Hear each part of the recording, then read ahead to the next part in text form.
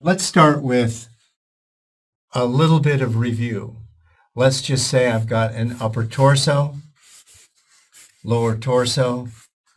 I'm dividing. Here's the scapula now. Remember the scapula, kind of the spine of it goes up like this. We're going to put the rib cage in here, back of the head, right? At the occipital ridge, the ear is here. This comes down, attaches here, from here. Very simple. Idea. Arm is here, right? C7, T1, breaking this. Okay. Let's make this a little higher. I'm going to make it a little higher. Could do that. So notice also it's 8 parts of the body, right? We got 1, 2, 3, 4, 5, 6, 7, and let's move this up again because what we want to show is that there's a lot of movement in the shoulder girdle. So we'll do this. We can do this. Well, I'm coming close, so we'll do this again, right? This is short simply because it has been foreshortened. The length of this line has been shortened by moving into the space away from the observer. It can actually become a point, right? But what we have is a shortened or foreshortened length, right? So that's how that happens. Right? This, as we said, attaches in front. It attaches here and attaches here. More accurately, it originates and ties down on the stem. Okay, and we have some muscles that are on the scapula itself, underneath the infraspinatus, teres minor, teres major, and then the latissimus pulling into that. Latissimus pulling up and in like this, right? So what we're really looking at are these 8 parts of the body in the first thinking about this, our first level of thinking. There's 4, including the neck. I said in the beginning that the neck has special property. And this is a reminder, right? In the beginning, I said we have 1, 2, 3, the neck, 4, 5, 6, 7, 8, right? 5, 6, 7, 8. But the neck, and this is a reminder, is actually something that joins 3 major parts. This part, this part. There's a lot of flex here and a lot of flex here. Because what that does, it allows maybe the body to bend. So now you have the head, the upper torso, and the lower torso, because you've got this bend. Now if you come over here, you've got a knee bend, right? Maybe this leg is back a little bit, see? This might be, okay, out this way, and maybe it's something like this. Right? So you feel the story. Feel the story, right? What's going on? For something like this, we might even want to drop the head lower, right? This is the time to decide a thing like that when you're telling a story. So what we did is we did a gesture, but we added some of the forms into the gesture itself. That's what I'm saying, is that the breakdown into the 3 stages is artificial. It's a useful breakdown, but there are no sharp edges between one and the other. One might help the other and so on. For instance, when we talked about the gesture, we couldn't talk about just long lines of action. We also had to talk about foreshortening and concealed forms. And you can't talk about foreshortening and concealed forms with long lines because they aren't made up of long lines. And we'll get into both of those in a moment. But here we are, we're talking about what happens at the joints now. You know, how much can happen? We can bend our figure down even lower, right? So there's the neck, back, pelvis, right? Let's make this a back view. Seeing even less, see? You see how a simple gesture can say so much. If you get too involved in articulating the bits and pieces, you will lose the sense of the big story that you're trying to tell. Now, you might say that part of this might be this person's anguish. So that expression is made on the face. But if you find it and you're able to articulate it really very well on the face, that doesn't mean that you found it in the body. The body language is the biggest possible statement of the expression of whatever the emotion is and so on. And really, it comes and finds its final articulation in the facial muscles and so on. So that the face is really the outcome of this flush that comes through the body. That's why I have a tendency to not want to draw the head first, because in a way you're end gaming by starting that way. So really, again, we're talking about joints. We could do this, for instance, and then maybe we could even do an angle and say, well, this angle allows the body, let's do this, to do this. So now this is rather straight, and our subject swings up. But we really need to know this then, what's happening here at this joint. We're starting to, spread from here to here, and we might feel this angle. Notice that if this is doing this, that the buttocks have to reflect that. This might show a little bit of compression, right? And because this is supporting, you might have a very definite visual on what it means to put pressure back here and allow this to be more free. Here's the gluteus medius. Here's the gluteus maximus. Notice that it's relaxed compared to the squaring up of this one. There's the fat pad. This is doing this. We can feel the difference and how they're participating in this. This, on the other hand, might be very relaxed. This is carrying the show. It's where the support is. That's where the balance is. That allows this leg to be freer and make its own statement. We could do this in various ways. I could bring the heel up. I could extend it out, on the other hand. Instead of this coming back toward us like that, I could do it so that the knee is here. And we could do this way, right? This is where you explore the idea and the gesture. And then we see the mechanics begin to support that, right? Down here, and so on. All right. Up and out. So we're really talking about what the joints do. We have 8 parts of the body. We have joints that move about. For instance, if this arm goes back, the shoulder will go back. If the other arm goes forward, the shoulder will pull out like this. You see, pulling forward, right? Because in the back, you've got the scapula pulling around. We're seeing it on edge. Again, this pulls around. It opens the whole back up. When the arm reaches up, and I'm going to draw right in this area, when the arm reaches up, say, here's the head, the neck, the rib cage. When the arm reaches up like this, it will expose these ribs.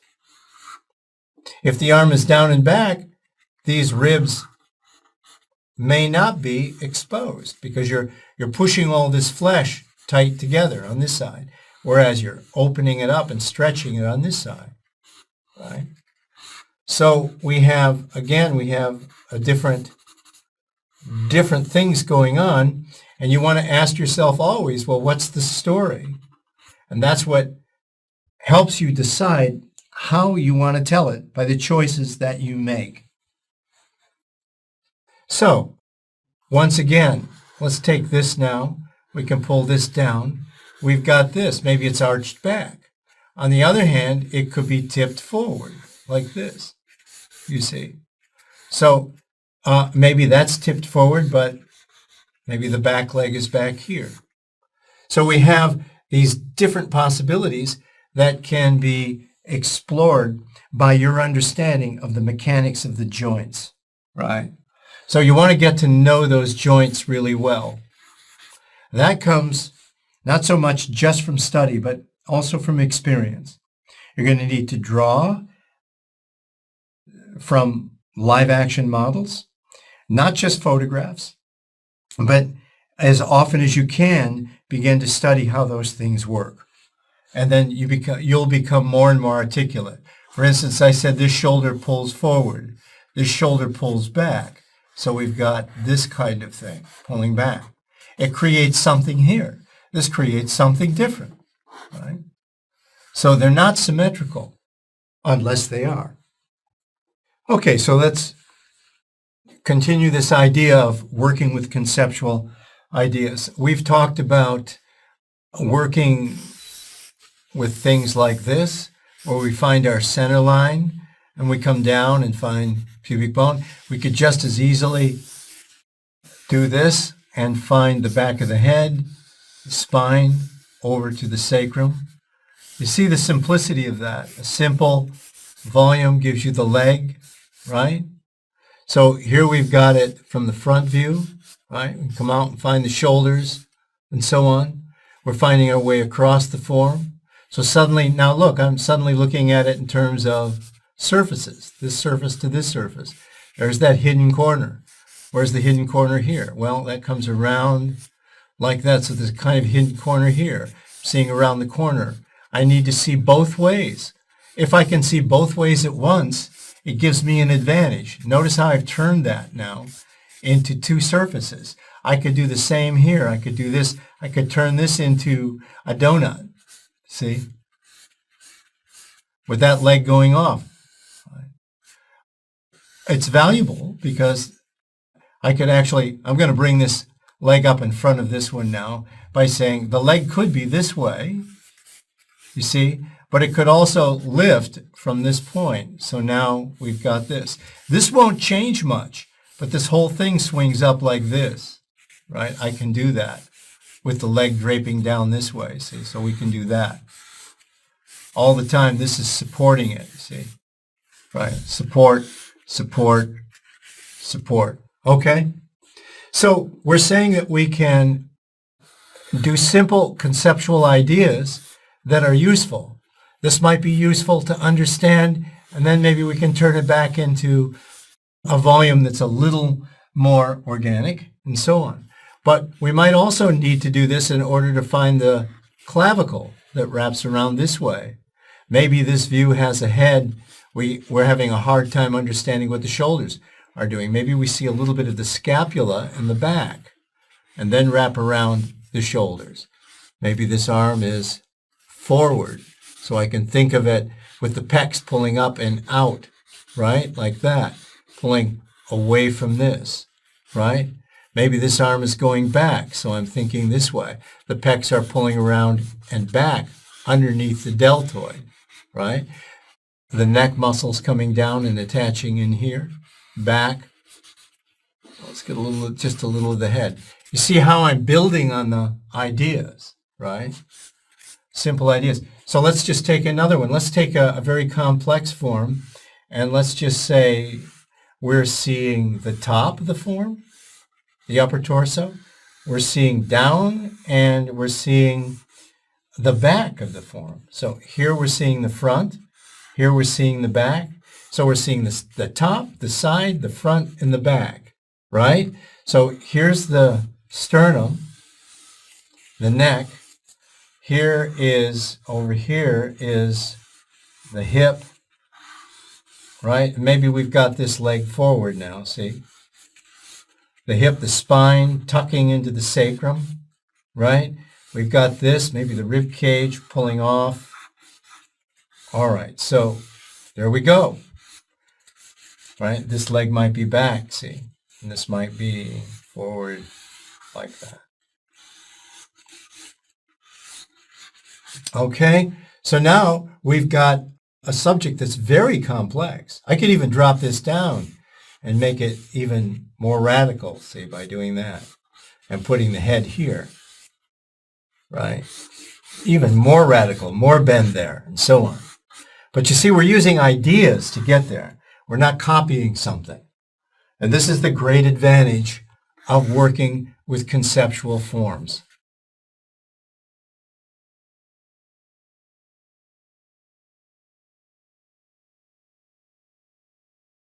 Foreshortening, by the way, is also, well, it's helpful to think of it conceptually because you can copy what you think you see, but when you think about what you see, it gets us back to the difference between, say, this and this.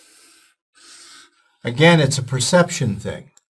If you're inclined to see shape, then you're probably not going to really see around the form and take advantage of the things that help you with the spatial foreshortening. So when we think about it that way, we need to bring in the concept of volumes here. So if we take something that's been foreshortened, you may remember I was talking about things like that. If we put one form in front of another, now there may be a direction here, but it's confusing at this point as to which is in front of which, because we haven't attended to what's happening at the intersection. The moment we do, we can say, well, this one's in front of this one, and that one's in front of that one. We could have just as easily said this is in front of this one, and this one is still in front of this one. Or we could have said the center one is in front and the others are behind. It all depends on how we handle the intersections. So once that's understood, I think then we can move on. Now, you might have, you also want to remember that even though we're talking like this, it isn't necessarily that each one of these segments is the same size. We're not doing Michelin Man here. And also, that's a very bumpy road.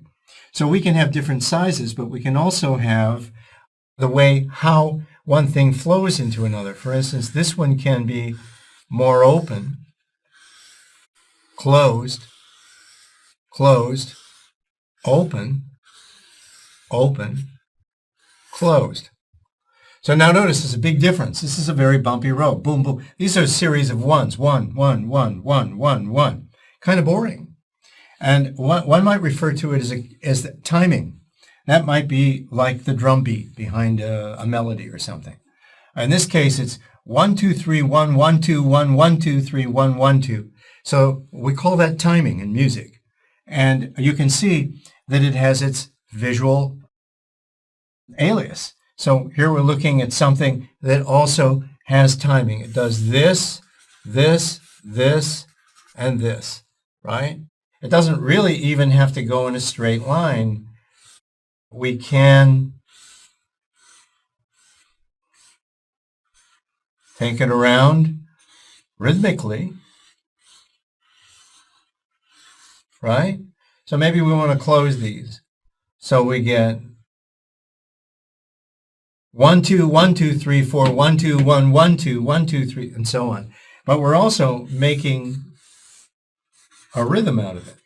And it also has a feeling of going into space. So if you look at these arrows, you see that in this case, it feels like it goes into the picture plane. We're using this kind of a volume in order to express an idea. But it could just as easily be, say, something like this. Here's the top surface. Again, something like this. Against maybe something like this. And maybe even something like this. Something like this. Something like this. Right? See, so you can have a variety of different kinds of shape volumes. So again, it's just an idea. And you'll notice that in this case, it's 1, but it's a flat 1, round 1, 1, 2, 1, 1, and so on. Okay, let's play around with this idea a little bit. So let's take these ideas. Let's just start with something. Let's play. We've got a form into another form. We'll come down here. Let's across the form. Right.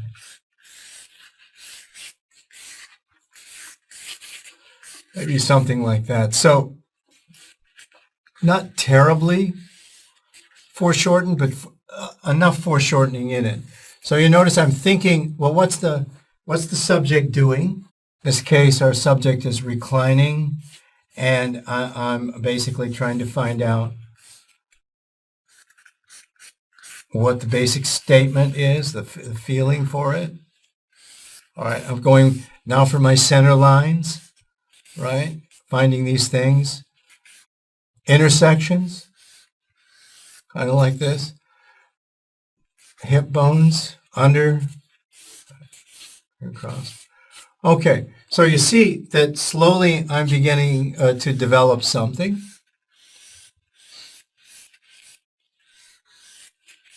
And let's find the rib cage here. Feeling it out.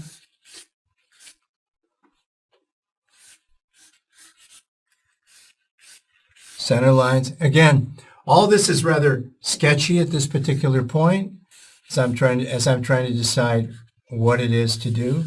Here's that ovoid, by the way. You could do this. Right, say something like that.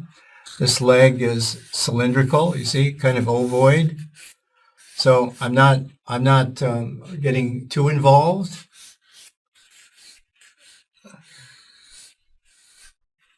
In description, still just trying to feel our way. Cross axis.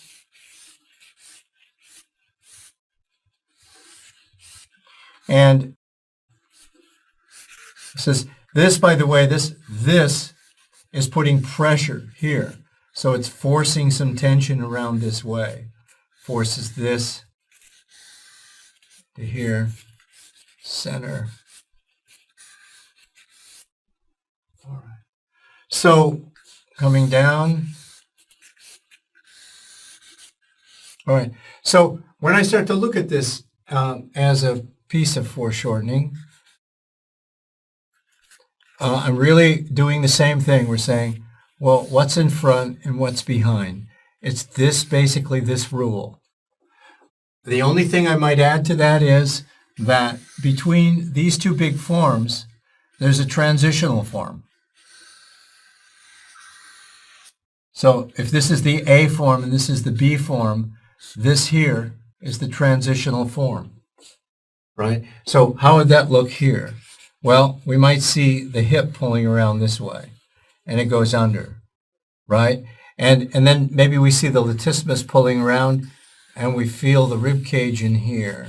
So in between those two, coming down this way, and between the hip and this, we'll find a transitional form. And in here, pulling down this way, from here to here, between these two big forms, there's a transitional form. So it's not big form into big form so much, you see. Transitional form right here. Right.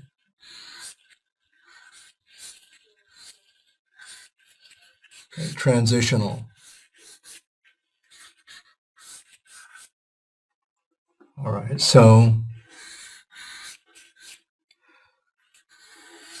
we're just feeling our way out.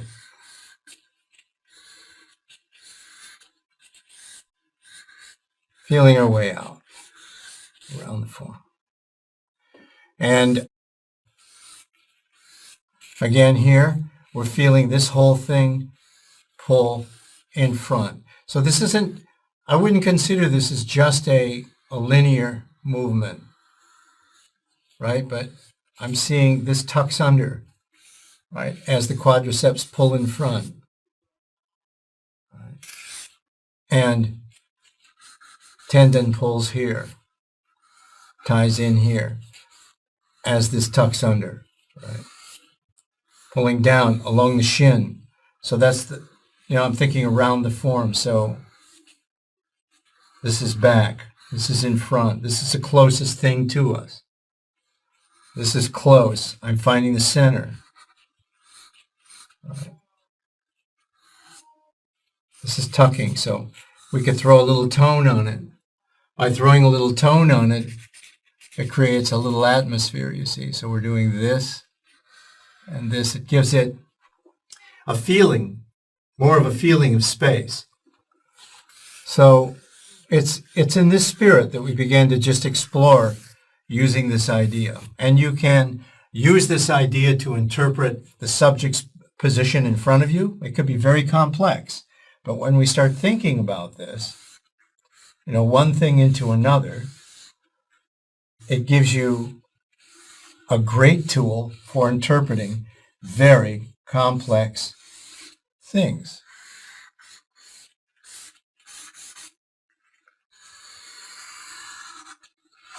For instance, twist, twist. See, without going into any real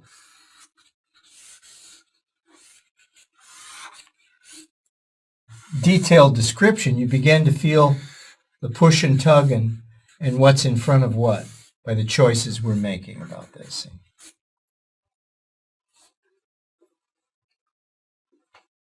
To bring this up with the head back here.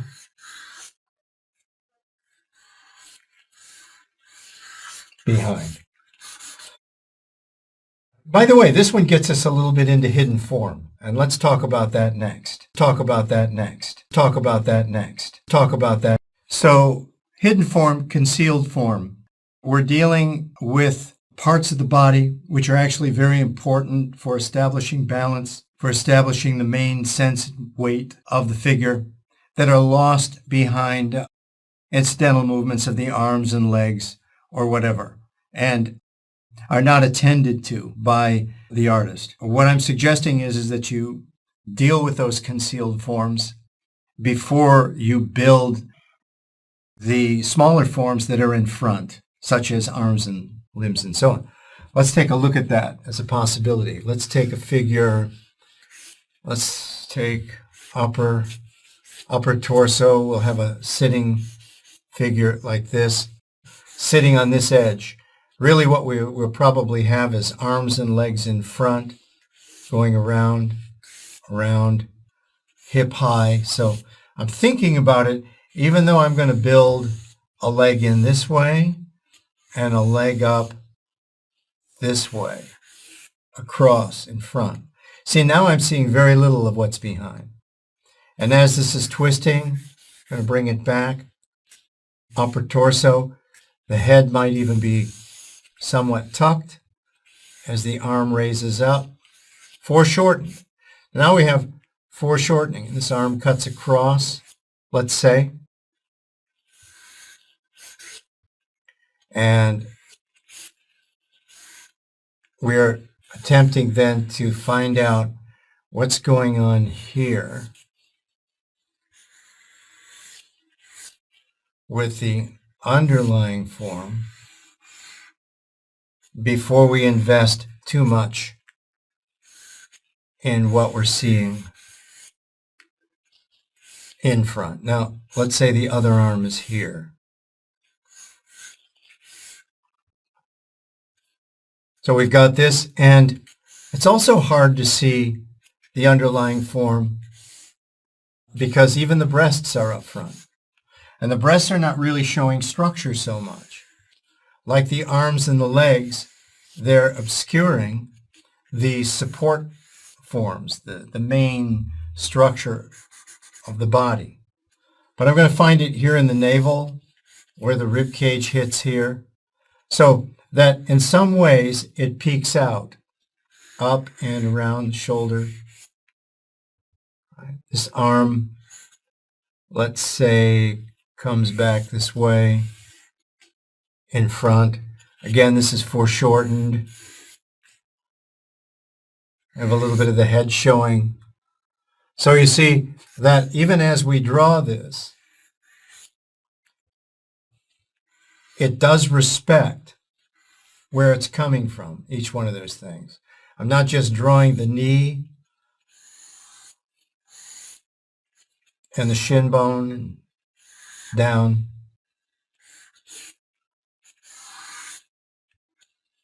We're actually asking, where does it come from? How does it attach? Right. We can see possibly that this one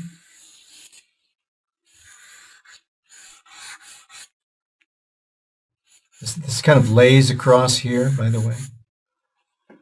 That this one is coming toward us, and then it moves back. So now, on analysis, this first line, I'm going to leave it. It's a first gestural thought. And try to see how this tucks in, because this is pulling back this way.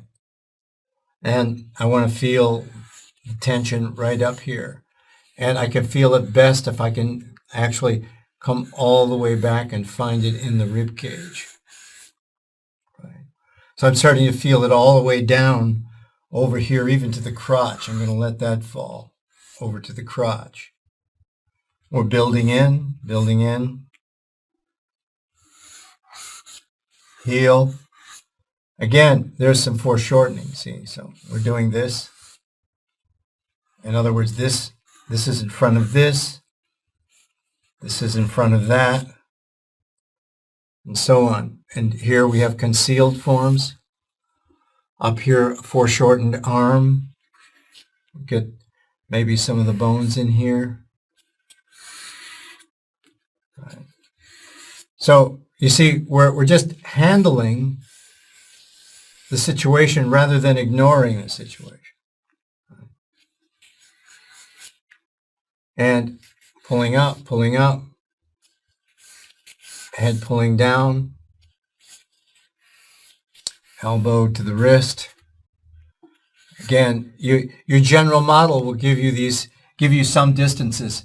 What the general model won't give you is how to deal with foreshortening. That's why it's a different conceptual notion about foreshortening.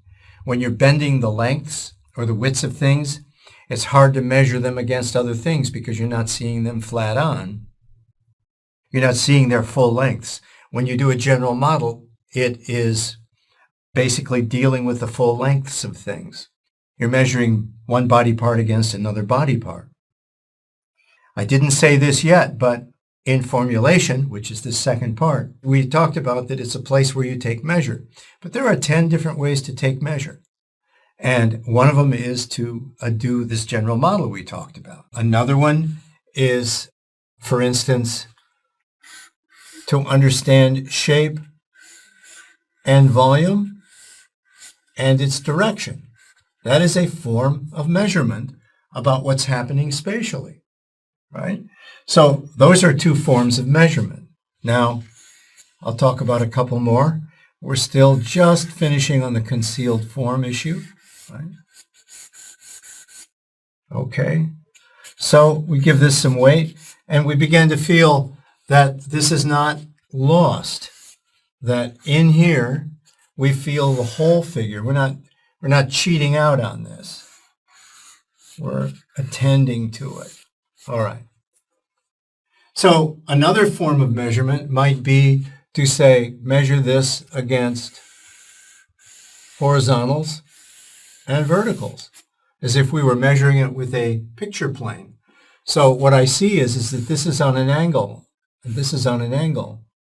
I might even come in here and say, this shape in here is something like this, right?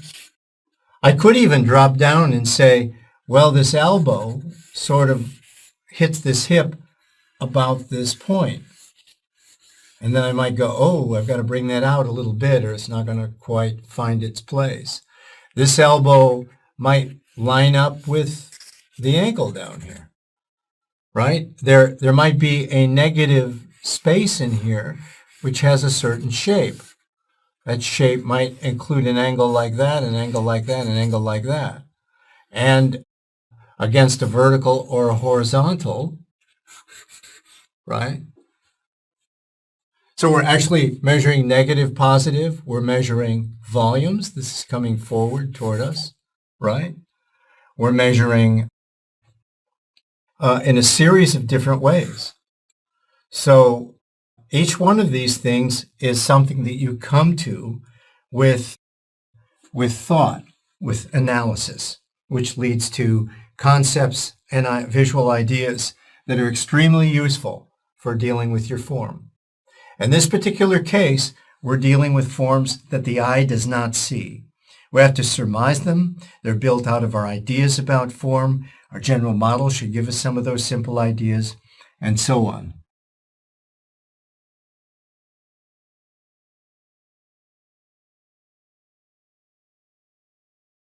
I would like to talk about a couple of concepts that I find extremely useful. They're very old. They were used and conceived of by Michelangelo, so they've got a history. I think it's important to understand that our notion that there's a single light source is an idea. It's hard to pull that idea off when, say, you're in a room and lighting something, and there's all kinds of light in the room, and you're trying to create a special condition where there's a single light source on your subject. When you do that, you're actually working conceptually with an idea. It's not what actually happens in a room when you have bounced light that's coming from everywhere. I think this single light source idea was established a long time ago. I mean, after all, a lot of the Italian Renaissance painters and artists, they were working with light sources that weren't so as electric as the ones we're working with. They were relying a lot on the available light and manipulating that available light as well as they could. Well, they must have run into the same conditions and problems that we all do, is that light has its own way of either revealing form or destroying form. They've done a lot of analysis and a lot of thinking about these things and established certain clear ideas so that the story they wanted to tell visually was equally as clear. So the clear idea about light is that we could say, like the sun, there's a single light source. And on occasion, we get bounced light. Bounced light creates an interesting effect. It's also referred to as reflective light. So when you have, for instance, a single light source, and let's just say it's hitting a sphere,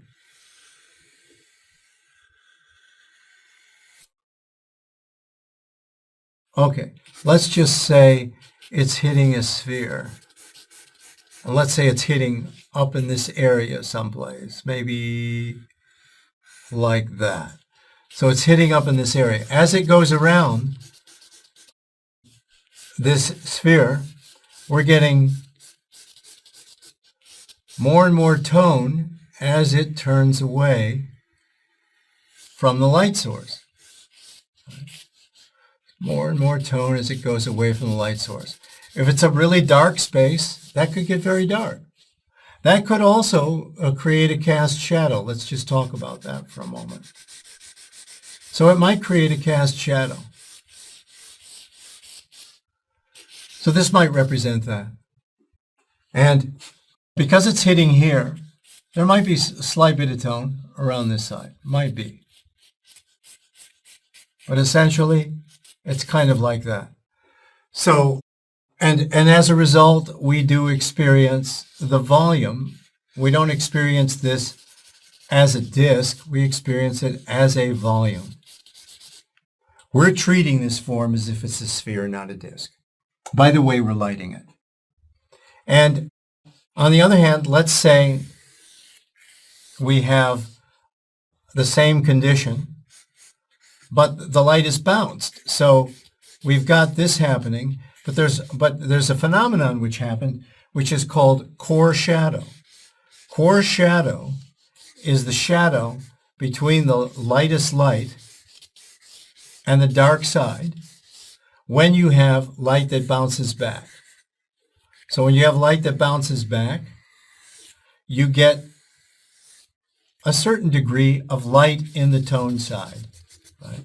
It still casts its shadow. All right. If this bounced light is really bright, then the cast shadow will be darker.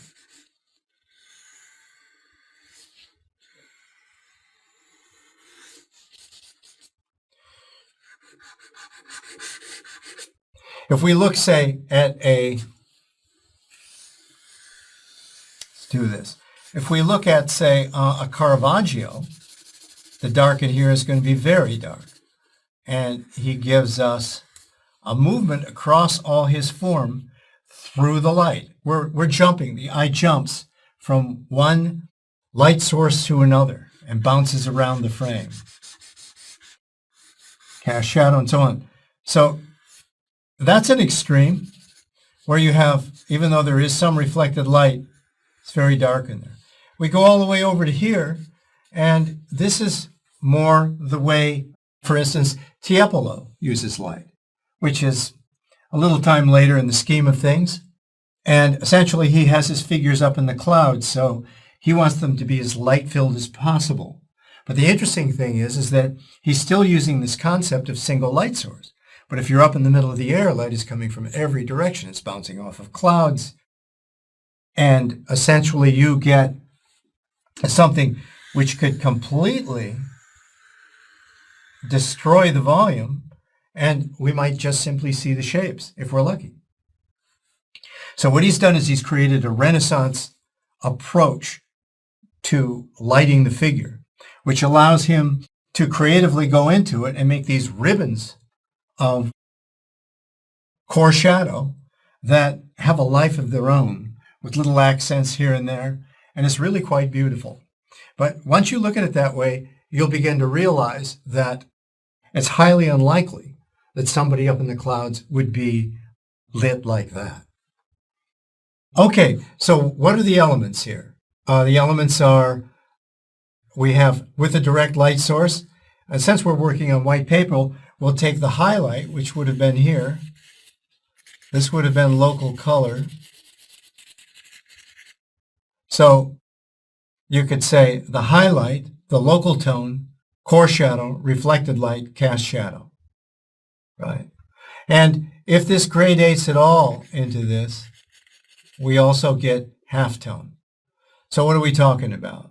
We're talking about highlight, local tone, 3 halftone, 4 core shadow, 5 reflected light, 6 cast shadow. They each have their own properties. In this particular case, when we're talking about cast shadow, it's darkest closest to the object that's casting the shadow, and then it might even be sharpest.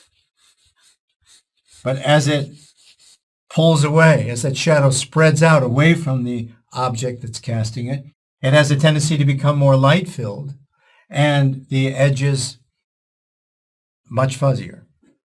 Okay, so that's one of the characteristics of that.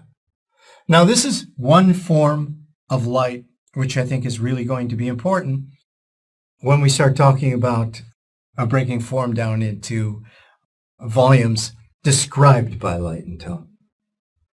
This is one of the important forms. And the other one I think that's important, and by the way, this is all under formulation. This is 2 different ideas about light.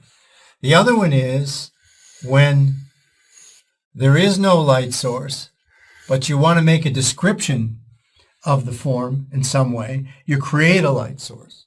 So in this particular case, I just like to use this phrase because I think it states it as clearly as possible. Center of the form gets the light. What that means is that the center of form that's facing you, the observer, gets the light, as if you had a third eye that you switched on at a certain wattage, maybe 30 watts. Maybe this is 70 watts, but this might be 30 watts. I'm just going to do this. Okay, so center of the form gets the light. That means as we travel out towards the edges, you see, it becomes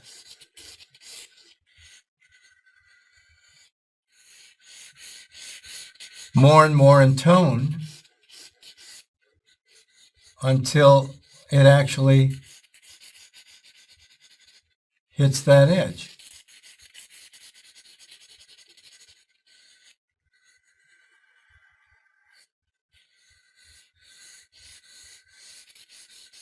Now that could be darker or lighter. Doesn't really matter.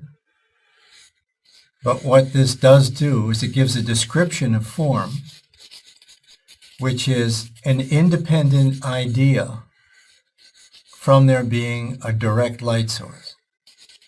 Once this is understood,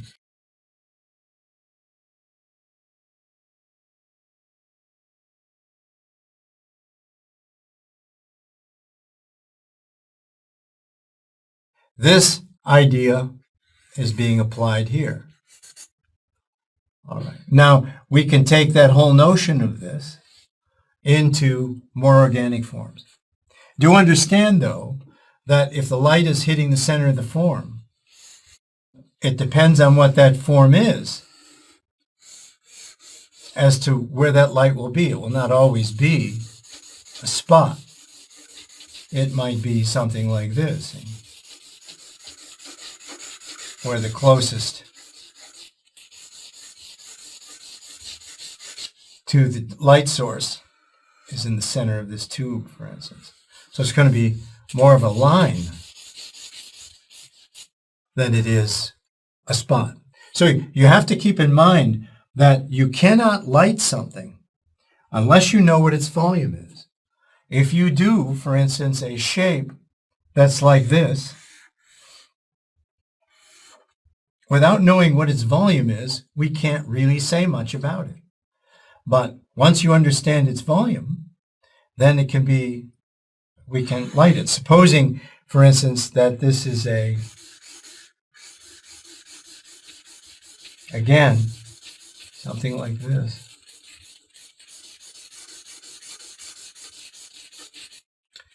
And a little curve to that. We start to feel that it has three-dimensional properties. All right, and that goes for anything, even this. We can't really light that until we've decided that it's a sphere. It could be a cone. It could be an impression. It could be any number of things. So if you're actually drawing your figure,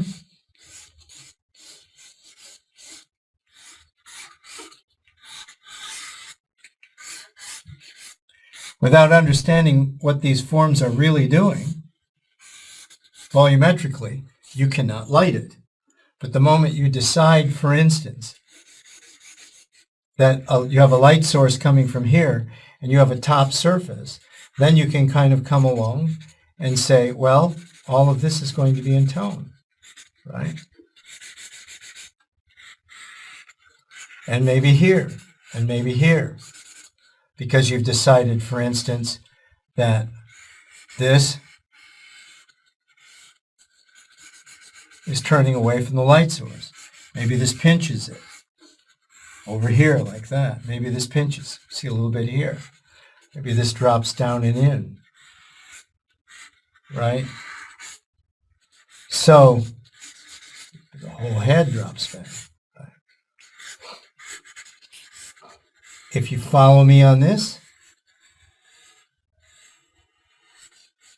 then I think it might be possible to talk in more specific terms about how we would work with this, you see, so we can